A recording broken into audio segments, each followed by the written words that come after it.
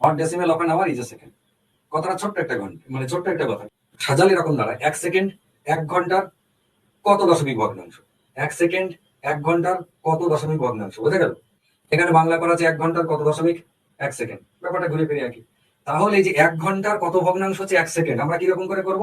এক ঘন্টার মধ্যে মানে ওয়ান আওয়ারের মধ্যে হচ্ছে এক সেকেন্ড, এ কত ভগ্নাংশ। তার জন্য আমরা কি করব, এক সেকেন্ডকে উপরে লিখলাম আর নিচে এক ঘন্টা দিলাম।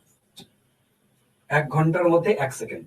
এবার এইটা পদ্ধতি নয়, নিচেরটা ঘন্টা ওপরেরটা সেকেন্ড, এটাকে সমজাতীয় বানাতে হবে। আমরা বলতে পারি না যে 10টা আপেলের মধ্যে আমি 3টে লেবু খেয়ে নিয়েছি, তাহলে কত অংশ খেয়েছি, তাহলে আমি কি 3/10 লিখবো যে 10টা আপেলের মধ্যে 3টে লেবু খেয়ে নিয়েছি? সেটা তো হয় না, 10টা আপেলের মধ্যে 3টে আপেলই খেতে হবে। তো সমজাতীয় হতে হবে ভগ্নাংশ।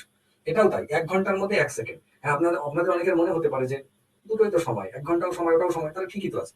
না, ঠিক নেই। এক ঘন্টার এক সেকেন্ড এদের একক ঠিক নেই, বোঝা গেছে?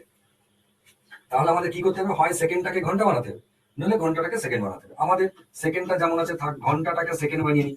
3600, 1/3600, এইটা হচ্ছে ভগ্নাংশ। কিন্তু এটা কি ভগ্নাংশ হয়েছে? এটা সামান্য ভগ্নাংশ হয়েছে, যার ইংরেজিতে বলে ভালগার ফ্র্যাকশন, সামান্য ভগ্নাংশ। কিন্তু আমাদের প্রয়োজন দশমিক ভগ্নাংশ বা ডেসিমেল ফ্র্যাকশন। ডেসিমেল ফ্র্যাকশন বা দশমিক ভগ্নাংশ প্রয়োজন। তার জন্য আবার এককে এই 3600 দিয়ে ভাগ করতে হবে, যেমন আমরা করতাম ছোটবেলায়। ঠিক আছে, মনে পড়ছে?